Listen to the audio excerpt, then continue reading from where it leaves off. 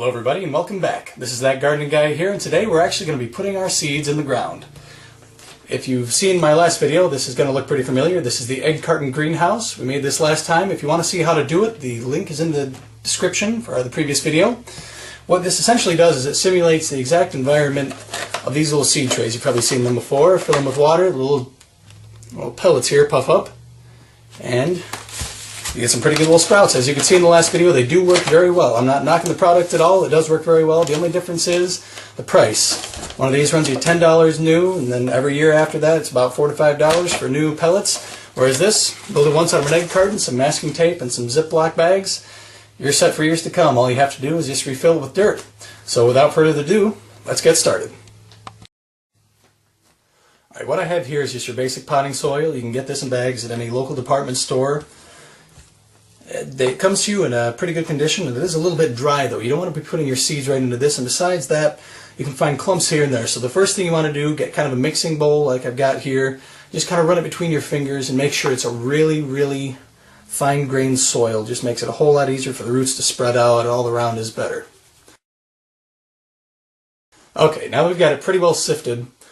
Now it's time to add a little bit of water, since like I said, you don't want to put your seeds right in this. It's a little bit moist, but it's not going to be enough to make sure your seed sprouts. So what we do, we're going to move a bit of this to kind of a smaller mixing bowl. I think it just makes it a little easier. So just get your hands right in there. I mean, you can use a spoon if you want to, but it's going to go a lot faster and you're going to get a lot better feel for it if you're actually doing this by hand. So if you're afraid to get your hands dirty, this probably isn't the hobby for you. Alright, now we've got it in our mixing bowl here.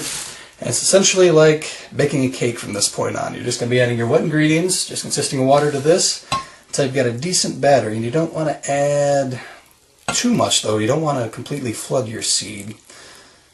Generally, the egg carton greenhouse takes care of that. We have the holes poked in the bottom, like if you recall.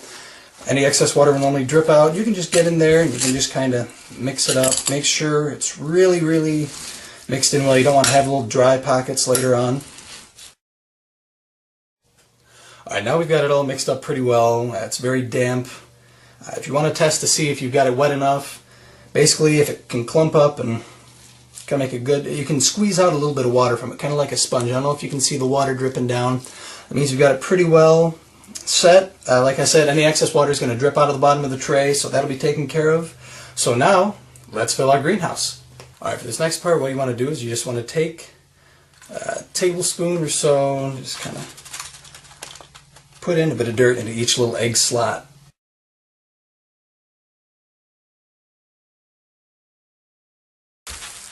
Okay, now that we have it kind of filled, what you want to do is you just want to lightly pack down each little compartment. Not too much so that it's going to be hard to get a seed in there, but enough so that it's not just going to be a big mess. You want it kind of flattened out at the top, so let's do that.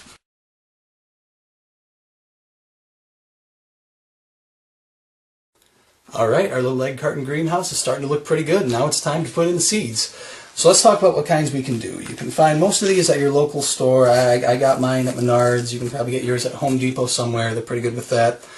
But you want to think about what types you want to plant, of course, before you actually plant them. No sense having some that you're never going to eat.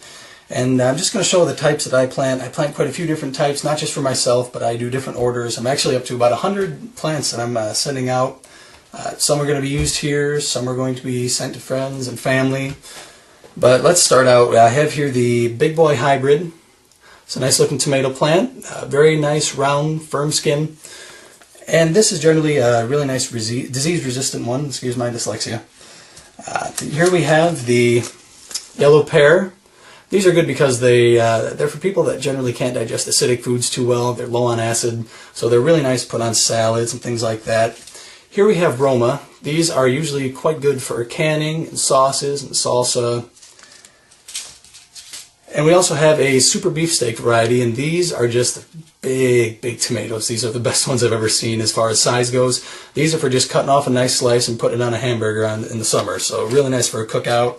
And here I just have some red and yellow peppers. I saved these from last year just like I saved the super beefsteak. I don't really know their names or their classification. I just know that the yellow peppers are a little bit sweeter. The red are generally used more in sauces along with the Romas. Alright, now that you've selected the type of tomatoes that you want, let's get to planting. What you want to do is you want to make a small hole, take a toothpick or something like that, just make a small hole right in each little container, a place for the seed to go. Don't want to go too deep because the roots have to have somewhere to go. And you don't want to make it too wide, so just a nice little hole in there. Like I said, we're trying to replicate those pellets that we saw in the other video.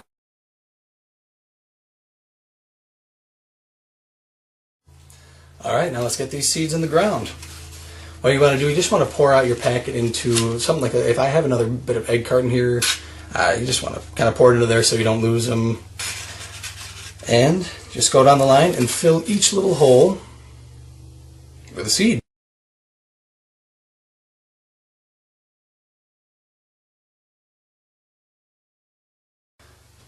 So plant more than you need, and hey, if you got a bit more, they make great gifts. I don't know a single person that doesn't like to receive one of these. Just they can keep them on a patio. And here's another thing you can do. If it doesn't fall all the way in, just take your toothpick and help it in a little bit of the way, but you don't want to bury them, and I'll tell you why in a little bit.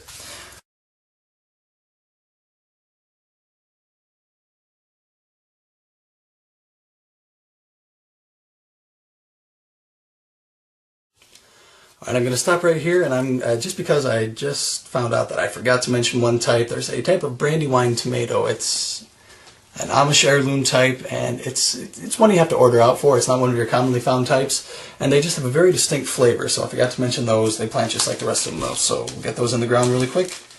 And after this, what I'm going to show you is peppers, and there's really no difference in how you plant them. Just put them right in there. But like I said, mark where you're putting things. If you're a little bit OCD like me, mark where they're being put. And another thing, make sure you're putting only one seed per hole. I know sometimes when you're planting stuff like pumpkins, sometimes it's good to put a couple in and then just weed out whatever one's the best, but trust me, once these roots start up, you do not want to have to separate them. That is a nightmare. So here we are, get the red peppers here, one red pepper at the front, one yellow pepper in the back.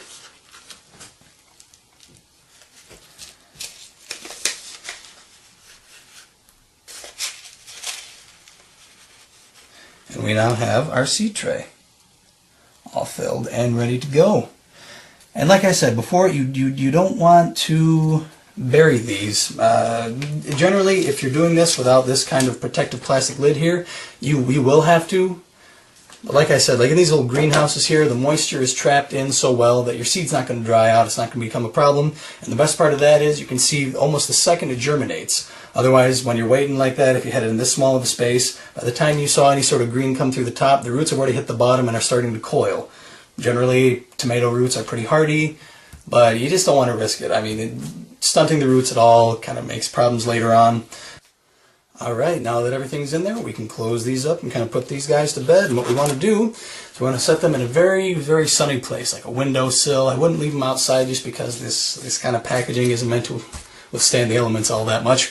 And within 7 to 10 days, hopefully you should see these little guys coming up, at least the tomatoes. The peppers take a little bit longer, so if they don't come up at the same time, don't panic. That's how it is. The peppers take a little bit longer. I'm not sure of the exact numbers right now. And in the next video, when they've come up, I'll show you these guys, and hopefully by that time you'll be ready with yours, and we can show you how to transplant. That pretty much wraps up everything here. We've got our seeds in our little greenhouses, and within, like I said, 7 to 10 days, you should be seeing some stuff coming up. Probably more with these. These tend to step up that timetable a little bit more, and you might see stuff within 5 days. I actually have a lot of these a lot of others transplanted that I started, and within 7 days of being in these little trays, they were already ready to go and be transplanted. So what I want to talk about right now, though, is just having the necessary materials to transplant. You might want to start gathering these ahead of time if you don't want to have to go out and spend money on pots. What I have here for mine that I transplant all of mine in, it's just a little container that pineapple comes in from the local Meijer that I go to. You can probably get these at Walmart too. I haven't really checked. But these are perfect. You can just drill 3 little holes in there. I'll show you that the next time. And they can hold it for quite a while. The best part is you can see the root system from the outside. You can tell how long you have generally before you have to get these into the ground. But yeah, like I said, just have these set for the next time and we should be all set. So, thanks for joining me today. Hope you had a lot of fun. And until I see you next time, good luck and happy gardening.